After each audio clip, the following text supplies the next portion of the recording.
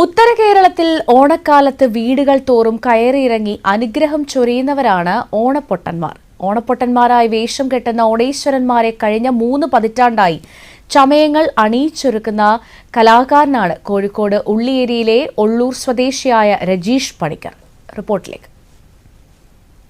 ഉത്തര കേരളത്തിൽ കോഴിക്കോട്, കണ്ണൂർ ജില്ലകളിൽ ഓണത്തോടനുബന്ധിച്ച് തെയ്യരൂപത്തിലാണ് ഓണേശ്വരൻ അവതരിക്കുന്നത്.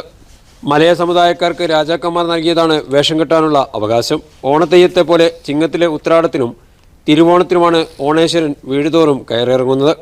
മുഖത്ത് ചായയും കുരുത്തോലക്കുടയും കൈതനാരുകൊണ്ട് തലമുടിയും കിരീടം, കൈവള, പ്രത്യേക രീതിയിലുള്ള ഉടുപ്പ് എന്നീ ആടയാഭരണങ്ങളുമാണ് വേഷവിധാനം. കാൽ നിലത്തുറപ്പിക്കില്ല. താളം ചവിട്ടുകയും ഓടുകയും ചെയ്തുകൊണ്ടേയിരിക്കും.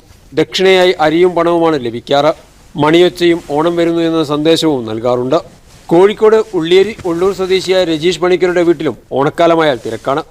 പനയോലയും മുളയും കൊണ്ട് ഓലക്കുട ഉണ്ടാക്കാനും ഓണേശ്വരന്മാർക്കായി കിരീടം ചമക്കാനും 32 വർഷമായി അദ്ദേഹം ഓണേശ്വരനായി വീടുകൾ തോറും സഞ്ചരിക്കുകയും ചെയ്യുന്നു. സംസ്ഥാന ഫോക്ലോർ അവാർഡ് ജേതാവ് കൂടിയാണ്. ഈ ഓണപ്പൊട്ടൻ്റെ വരവ് പ്രധാനമായും മണി, ഓലക്കുട എന്നിവ കയ്യിലേന്തിയിട്ടാണ്.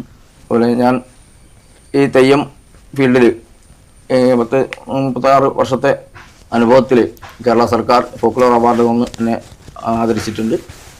ഇപ്പോഴും ഞാൻ ഈ പരിപാടി വളരെ ചിട്ടവട്ടത്തോടുകൂടി കൃത്യനിഷ്ഠതയോടുകൂടി പാരമ്പര്യ ഗുരുക്കന്മാരുടെ അനുഗ്രഹത്താൽ മുന്നോട്ട് കൊണ്ടുപോകുകയാണ്. അന്യം നിന്നു പോകുന്ന ഓലക്കുടം മുതൽ ഓണക്കിരീടം വരെ രജീഷ് പണിക്കരുടെ കൈകളിൽ ഭദ്രമാണ്. ചിങ്ങമാസം വന്ന രജീഷ് പണിക്കർക്ക് ഓലക്കുടയും കിരീടത്തിൻ്റെയും തിരക്കാണ്. ഓണേശ്വരന്മാർക്കുള്ള കിരീടങ്ങളും ചമയങ്ങളും ഇദ്ദേഹം ചെയ്തു കൊടുക്കുന്നുണ്ട്. ഈ പ്രദേശവാസികളൊക്കെ തന്നെ ഇതിനെ വളരെ സന്തോഷത്തോടു കൂടി ആചാരത്തോടു കൂടി വരവേൽക്കുകയാണ്.